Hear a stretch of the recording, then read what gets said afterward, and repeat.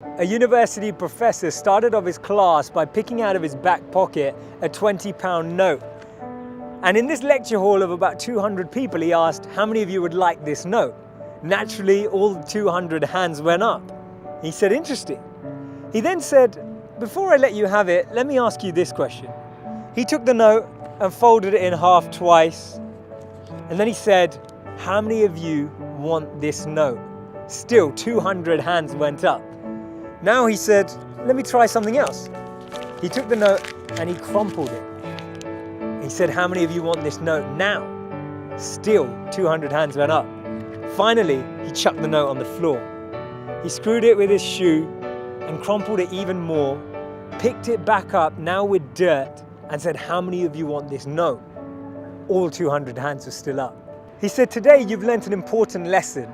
No matter how much I crumpled that note, how much I scrunched it up, how many times it was trodden on, you still wanted it because it was still worth £20. In the same way that that £20 note held its value, so do you. No matter how many times life will tread on you, life will crumple you, life will scrunch you, and life will squeeze you, you will always keep your value, that spark within us all of bliss, knowledge, and eternity that exists. That spark will never be taken away. Our value is not created by the price of our clothes or our bank balance or the job title that we have. See, we should be building life and not just building our CVs. In the middle of 2009, he was the software engineer that no one wanted to hire. He had 12 years of experience at Yahoo, but he was rejected by Facebook and then rejected by Twitter. He'd been to a great university. He had a great CV.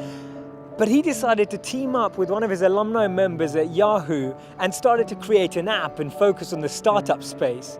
In 5 years' time, he sold that app for $19 billion to Facebook. Believe it or not, that was Brian Acton, the co-founder of WhatsApp. When he was rejected from Facebook, he said it was a great opportunity to connect with some fantastic people. I look forward to life's next adventure. When he was rejected by Twitter, he responded by saying, worked out, it was quite a long commute. It's so interesting to see that someone rejected from two of the top internet companies actually responded with humor and actually responded with positivity. This lady was diagnosed with clinical depression. Her marriage had failed and she was jobless with a dependent child. She was on a 4-hour delayed train journey from Manchester to London when she came up with this idea, and she started to write this book about this wizard. And as she started writing, she then finished her manuscript, took it to 12 publishers and was rejected by all 12. Believe it or not, that's J.K. Rowling. This man watched his first company crumble. He was a Harvard University dropout and his first company's demo didn't even work. He went on to build Microsoft. His name's Bill Gates. Therefore, failure is just a sign that we need to widen our scope. We need to be ready and build ourselves up for the next level. Actually, what we end up achieving is far greater than what we'd envisioned for ourselves. And this divine plan, this orchestration can't be happening without this intervention that occurs, because if we had it our way, we'd just settle, we'd just accept what we thought was our goal, what we thought we were chasing.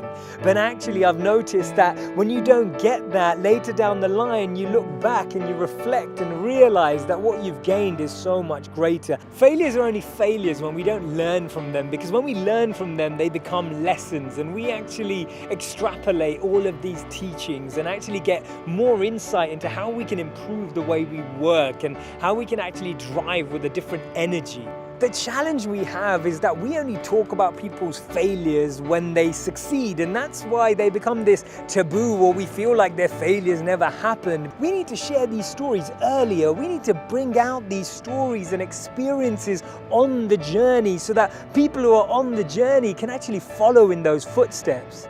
And that's why Steve Jobs said you can't connect the dots moving forward. You only can when you're looking backwards.